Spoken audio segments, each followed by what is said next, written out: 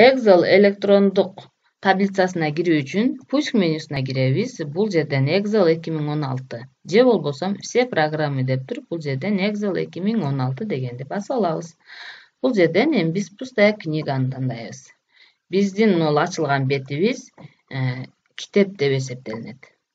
Ал эми бул электрондук таблица менюлар сапчасынан, аспаптар панелинен, ал эми бул жерде формулалар жазылат. Андан кийин электрондук таблицабыз мамычалардан жана саптардан турат. Мамычалар латын алфавитинин чоң тамгалары менен белгиленет. Саптар болсо катар номерленет. Мамыча менен саптын ортосундагы кесилиш бул уяча деп аталат. Ар бир уячанын өзүнүн аты бар.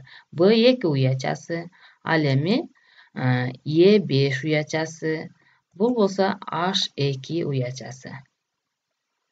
Көрдүңөр балдар, бул электрондук таблицасынын көрүнүшү болот.